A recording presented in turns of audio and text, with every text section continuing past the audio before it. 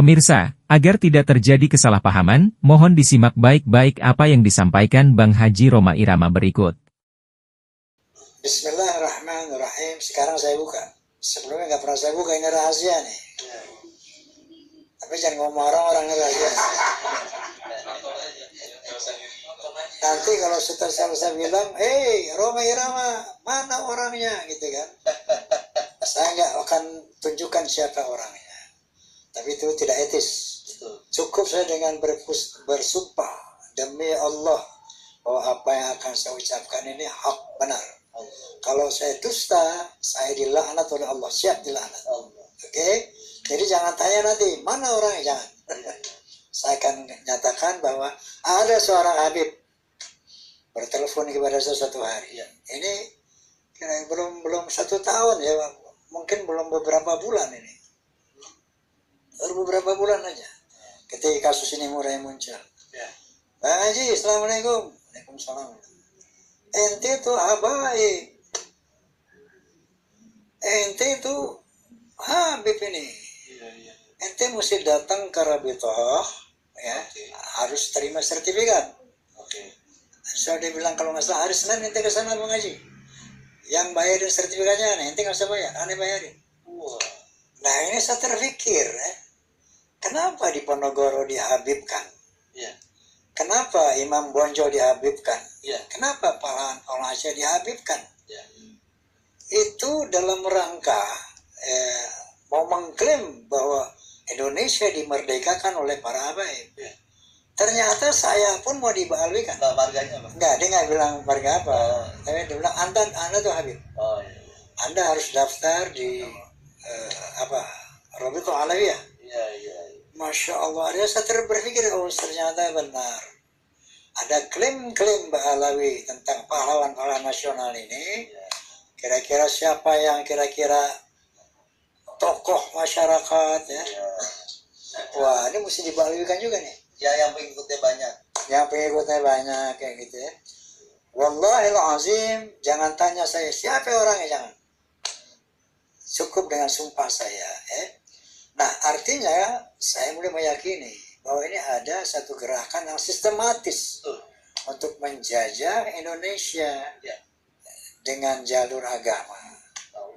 Nah ini astagfirullahaladzim. Nah, oke, selanjutnya saya yakin bahwa kebanyakan habaib nggak paham ini. Cuman oknum-oknum habaib yang mengerti ini untuk melakukan ini. Saya yakin, apalagi anak-anak muda Habib ini nggak paham tentang bagaimana strategi ini. Oleh karena itu Allah SWT berfirman, "Wala udwana illa 'ala zalimin." Tidak ada musuh kecuali buat orang-orang yang zalim. Nah, jadi orang-orang zalim inilah yang dikatakan musuh umat Islam. Tidak boleh kita mengeneralisir gebiahuya istilahnya ya. Saya yakin banyak Habib yang nggak paham ini strategi ini. Tetapi ada satu oknum yang harus bertanggung jawab tentang ini. Bahwa mereka mau mengklaim Indonesia yang sebagai habaib, sehingga ada Habib-Habib muda dengan berkeyakinan kalau nggak ada habaib nggak ada nih Indonesia.